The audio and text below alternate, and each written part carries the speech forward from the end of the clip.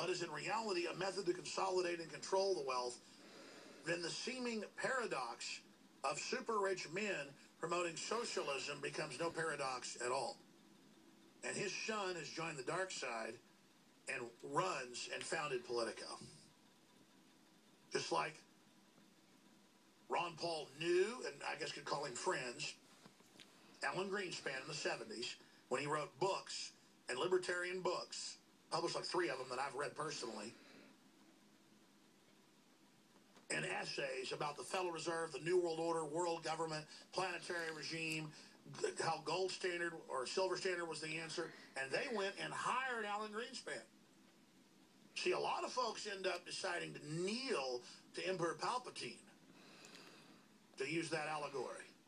Rise, you will now be known as Darth Vader. Let's go ahead and go to Alex Newman joining us. Alex, I tell you, they are really bold. They're moving fast right now. Let's break down exactly what's in this treaty, because there's a new congressional report out today where the feds are in emails admitting they're shutting down gun shops by ordering banks not to let them have bank accounts, and they're shutting down major gun websites that even have accessories outside of law. Isn't that like the Nazis throwing stuff through Jewish shopkeepers' windows and outside of law, not letting them have businesses? You know, you're absolutely right that the attack on gun rights is coming out fast and furious. It's been accelerating recently, and the United Nations now is at the point where they're just brazenly and openly saying that, our gun rights, our Second Amendment is a human rights violation. We need to get rid of self-defense. We need to get rid of stand your ground. And most recently, after Ferguson and after the police shot that 12-year-old boy, they again attacked gun rights. So that's 4 or 5 times in the last year or so. And they're just getting so brazen about it now that they're, putting out press releases attacking our gun rights. And the Obama administration, of course, is fully on board with this. So the attack on gun rights is becoming very brazen. Now the UN is pushing for expanded background checks under the guise of human rights. And that's so extreme that even the Democrats couldn't get it through the Senate when the Democrats controlled the Senate. So that should give people a hint about how extreme these UN positions are. But, it's par for the course for the UN. Just a few years ago, they were helping the government down in Venezuela disarm citizens there, the law-abiding citizens, of course. The government gets to keep its monopoly on power. And it's just, in my opinion, it's unbelievable that we're at a point now where the UN feels like it can openly attack our gun rights as a human rights violation and get away with it. And it's only because the Obama administration is so anti-gun. I think that this is able to proceed so openly like this. But it's becoming brazen. They have the Arms Trade Treaty coming into effect on December 24th. Like you said, Obama is talking about implementing these UN treaties without even getting approval from the Senate, as is required. And the Senate's had to, as you know, the Senate has had to threaten Obama that he better not try that. But then they never follow through when he does what he wants. The UN has criticized Obama for not opening the borders up enough. Meanwhile, they don't criticize North Korea. They don't criticize communist China. They don't criticize China selling and trafficking in human organs. They only criticize countries that have free market economics. Yeah, that's right. And I'm actually doing a big report on this right now for the printed version of the magazine. This entire human rights bureaucracy at the UN is beyond a sick joke. I mean, you have communist dictators on there. The regime in China sits on the Human Rights Council. The regime in Saudi Arabia that beheads people for converting to Christianity. The Cuban regime that's enslaving the people of Cuba. So these are the human rights people that are now lecturing the United States. But you said something before that I think is right on the money. The UN would not be able to get away with this stuff if the globalists in our country and the globalists in Europe were not fully behind the entire thing. I mean, we could just laugh off the UN as a ridiculous joke if it wasn't for the fact that we have the Obama administration and the globalists behind him and the Council on Foreign Relations empowering, I call it the Dictators Club. A lot of people call it the Dictators Club, and that's an accurate description of what we're talking about here. Zimbabwe, Sudan, mass murdering regimes can sit on the Human Rights Council. Gaddafi chaired the Human Rights Commission in 2006. So we have here an outfit that literally should be ridiculed by the entire world. And you're exactly right. Rather than attacking countries that actually do have human rights violations, they put the worst human rights violators on the Human Rights Council and then have them attack the United States for our actual rights, like our gun rights and our self-defense rights and our rights to free speech. They want hate speech laws. So it would be a cruel and ridiculous joke, except for the fact that our globalists here in the United States and in Europe are fully behind this organization. I'm no fan of the police state. I'm known for being the guy that criticizes it and is trying to stop it, but it doesn't mean I'm against the individual police themselves. We can see classic communist liberation theology with the Democratic Party and others trying to have class warfare now between the general public and the police. I mean, this is so transparent. Yeah, that's exactly what's going on, Alex. I'm so glad you mentioned that. They're trying to stir up any tensions and any hatred that they can. Just keep the public distracted from the real criminals. Have the police and the citizens at war with each other, the blacks and the whites at war with each other, the rich and the poor, the men and the women. Any kind of division, arbitrary, ridiculous, whatever, they'll exploit it as long as it keeps the attention off of them and off of their That's right, because the globalists are an enemy alien operation, and what would an enemy do? It would divide the people so it could take them over. Alex Newman, let's look at this treaty and the fight that's coming up in the House and in the Senate to stop Obama, who's announced he's going to move unilaterally on this and more. Stay with us. For the last year, I've been hearing about Infowars.com, Alex Jones billboards in Florida, in Arkansas, in Texas, and New Jersey, and in Missouri, just all over.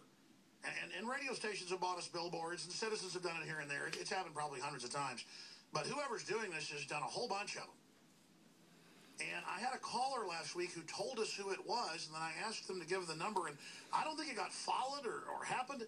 So I want to discover who you are, if you want to be known, and have you on the show and talk about it, because I think it's an example of what other people could step up and do, especially if there's a local AM or FM in the area, to tell folks to also tune into that station. This is just another great way to get the word out. Because if you come listen to the show, you will find out exactly what's going on. Very exciting. So we salute whoever's doing it. Email us, contact us.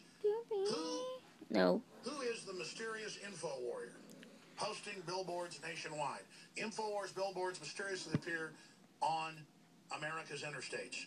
And I'm told they're all over the place. Commenters are going, yeah, I'm in New York. Yeah, I'm in Illinois. Yeah. And it's the same one. It's a good-looking billboard. And if more citizens stepped up and did that, it could be a huge effect. A huge effect. I'm going to now move back to our guest, but that's what this broadcast is a watchman on the wall, a watchwoman on the wall, telling you what's going on. And even if I'm bombastic, sometimes fine. I got all these great reporters, all these great guests, all these other researchers. It's about the information. I'm just here blowing the trumpet.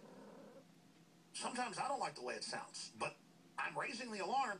We need you to raise the alarm. We have the power to change things. One arrogant case like Gruber calling us dumb fools and how they ripped us off could bring them down. And these people can't change their spots. They keep acting arrogant. Alex, I think that's a big part of the reason I'm confident is history shows tyrants and their minions love to brag. They always go too far. They never stop pushing. They think they're going to hide their world government. But it's so big, it's so out in the open now, they don't laugh at us when we talk about the Federal Reserve being private. They don't laugh at us when we talk about world government. When mainstream media criticizes me, they don't even say he's nuts and thinks there's a plan for world government. They say he criticizes the move to world government. I mean, we've come so far since the days that Mr. Welsh founded the group that has your magazine.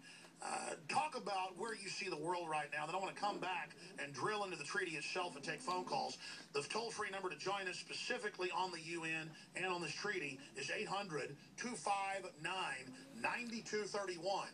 We're discussing the stealth but also extrajudicial move to take our guns.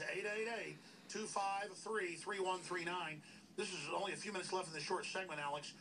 What do you think the real state of the world is right now?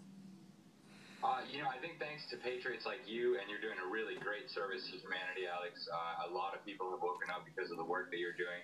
But with what you're doing and what the whole alternative media is doing, it's globalists know this. I don't know that they're scared yet, but they realize that people are waking up right and left every day. That's why we see the drive to censor the internet and, to pass hate speech laws to censor the truth and censor criticism of the political class. So I think they're nervous. I think they realize that humanity's waking up.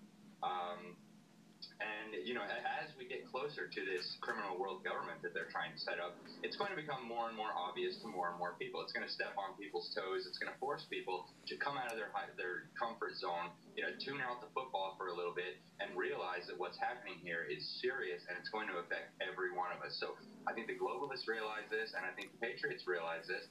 Now, it's a race against time, but with God on our side, I'm very confident that the globalists can be at least defeated and held back for a significant amount of time. And they think they're moving into their new world order. They call it the new world order. They think it's coming soon, but I beg to differ. That's right. A planetary, corporate, anti-free market, anti-human, total surveillance grid, cutting off our resources. I mean, this is total enslavement. Everyone should take it personal and should make it one of the main focuses of their lives to study it, to know we're telling the truth, and then to move against it. But people always want some silver bullet, Alex, that's going to fix it all overnight. There is no silver bullet. It is resisting it, speaking out against it, and withdrawing our consent. That's right. And, what you do, Alex, is exactly what people need to be doing. Get information out there. Get the truth out there. Educate your community. Educate the electorate. That's how we're going to get good politicians in office. That's how we're going to restore the Constitution. And that's how we're going to bring justice to criminals who want to take our guns, for example, or build a criminal world government. So we need awareness, we need education, and you're doing a great job. No, you are, Alex, and the New American, and all the listeners out there. We're all in this together, brother. All right, we'll be right back with your phone calls, and we're going to look at the treaty and other globalist treaties. They're moving on all fronts in a bum rush of desperateness. They're behind schedule.